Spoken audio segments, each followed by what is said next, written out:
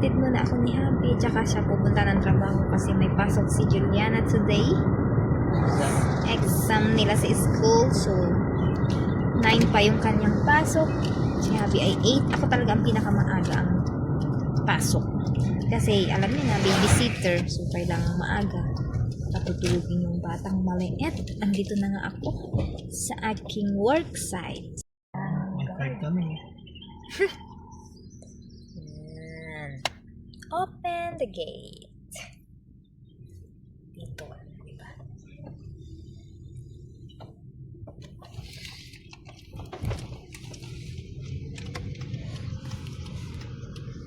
The weather today. Diba? Dito na ako. Yan. Bababa na ako. Yan. May dala kasi akong ano.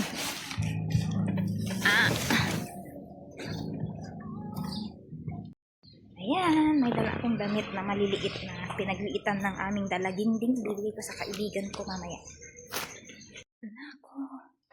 Ayan, nandito na ako sa kanilang bahay. Medyo madilim. Gising na yung alaga ko. Narinig ko na. Gising na tayo.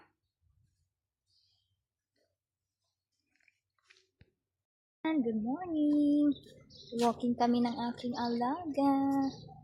Ayun siya. Mag-walking kami dito sa 5 minutes lang kaming mag-walking kasi matutulugin ko na ito.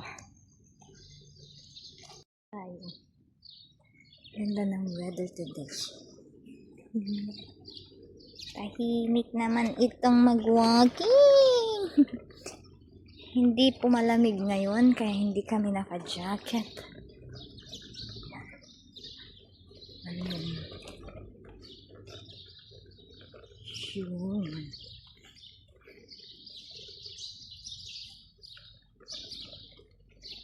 Walking. Uy. Uy. Uy, uy.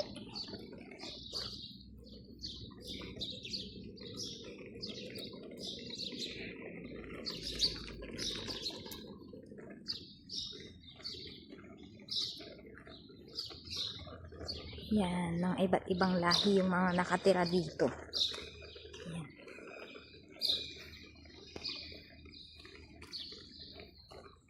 Lalaba tayo ng damit.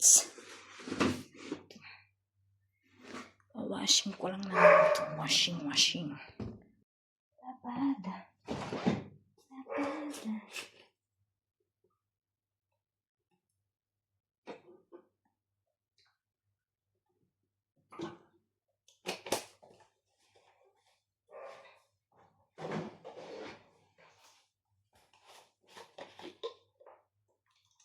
Habang hawak niya yung baby, ako ay maglalabas sa braids.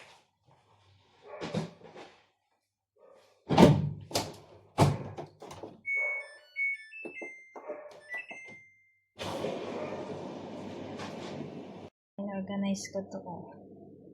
Organize.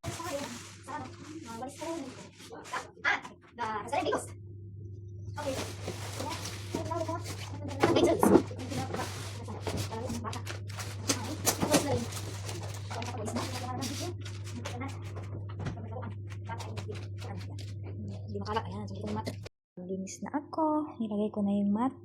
Binalisan ko lang ito. Dahil Thursday ang aking pag-general cleaning, map at saka walis. Pero ngayon walis lang. So nilagay ko na yung mat. Ayan, tinawag na ako ng lola ni Mateo para mag-ano ng Mateo food. Vegetable, pipino. Ayan, taling ko sa school. Fresh food. This one, madam, finish? Okay. I try. Thank you. Takench? No, takench, no. Takench is hot.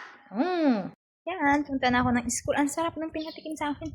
Yun ang aming lunch. Hindi ko alam kung ano yun. May corn siya na parang omelette na hindi ko maintindihan. So, yan.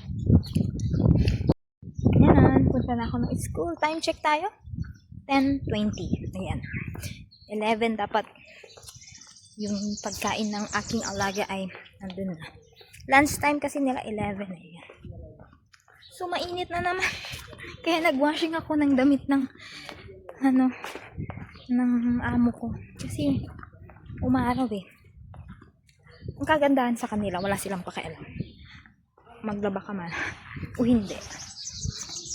Kasi alam naman nila na pag Pinoy, kahit na busy sa, halimbawa, babysitter, kapag sinabing babysitter ka lang, hindi sinusunod ng Pinoy na. Pag tulog ang bata, naghanap tayo ng gagawin natin. Ayan. Pag hinawakan nila yung bata, yan, tsaka ako naglilinis ng kusina, maglaba, ayan. Pero hindi naman yung sabihin nila na, linisan mo to, ganyan. Hindi sila ganon. Ano sila?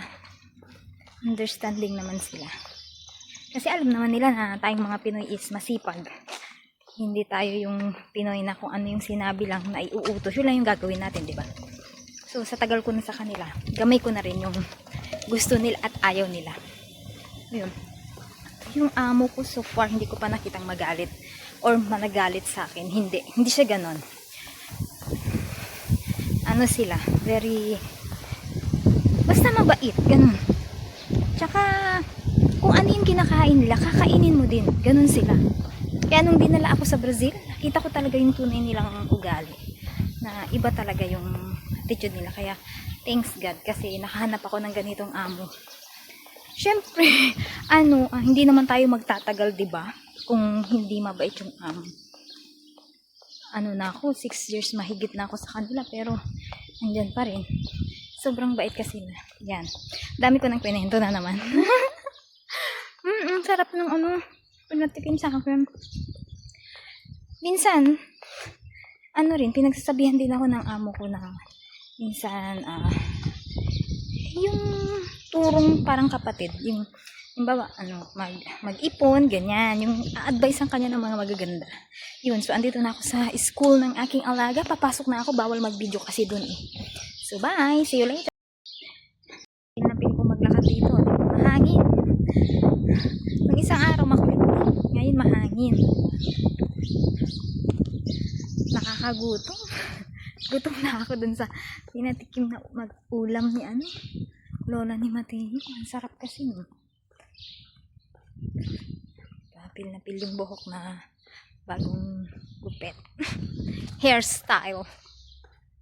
Nasundo na nila ako sa trabaho. Si Juliana, umuwi po ng bahay. Umuwi na ng bahay. So kami ay pupunta ng Nesto. Bibili ng chicken. At tinapay. Yung. So tara sa Nesto. Grocery muna. Time check tayo. 5:30 na ng hapon. Hindi. Magsi-6 na pala. 5:54 na pala. Let's go. Lapit lang naman ang grocery sa amin. Tinitirahan. Yan. Dito na kami sa list. Wala akong bread.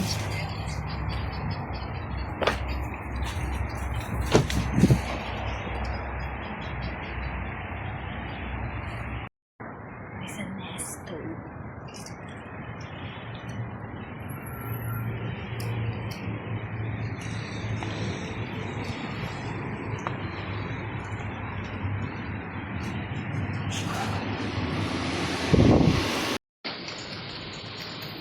Ang gulay oh. Mura pa dito. Hindi ko fresh na chicken para masarap. Oh, yan lang. Itlog. Bumibili kami ng lutong ulam na para hindi na kami magluto kasi kami ay pagod sa trabaho. Bumili siya ng chicken noodles yun, no? Ay, hindi. Fried rice. Tsaka chicken. Yan. Thank you. Thank you. Yan. Tayo sa paborito kong nuts and dates. Yan yung paborito kong nuts. Saan na yun dito? 1 real. Tomorrow have that one. Because I want that. Yan. Sarap kasi yan eh. Before ako bumibili, tinitikman ko na anong lasa. Sarap na. Ayan, nandito kami sa bahay na. Ito ang napamili ko. Sobrang sale nito. 3 box na crispy nuggets. Ang sarap nito eh. Sarap tong crispy. And then, bumili ako ng fresh chicken. Tsaka itlog. Tsaka merengue. Namiss ko ang merengue. Kung alam nyo lang, may merengue pala. Tama ba? Correct me if I'm wrong kung merengue ito. Tsaka, syempre, my favorite chocolates. Ayan. Favorite chocolates. Ito ang aking favorite chocolates. Ano bang pangalan niya? Ayan. Basta yun na. And then, mani ka dyan. Ayan. Tapos, bumili na kami ng lutong ulam. So, ayan. Yun. At ako ay mag-organize muna dito sa kusina. Tsaka ako kami ay kakain na. Ayan. Organize na natin.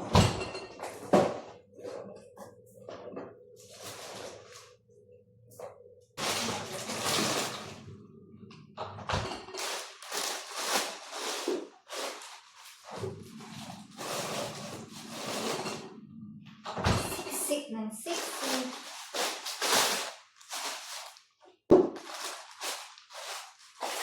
Yung paborito kong cashew, wala yung matamis sa gusto ko.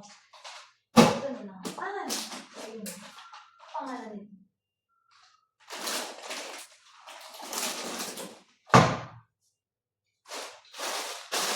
Sabi ng bread na favorite bread.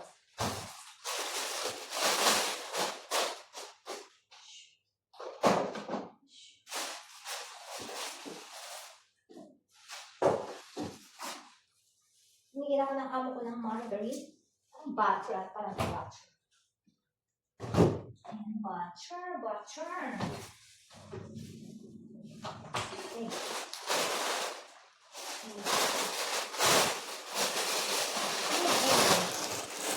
Ayan, kain tayo. Nag-take out ng food. Ayan ang aming ulam. Ang Bus na. Tapos na kami kumain. sarap. Kasi nahuli na yung vlog ko.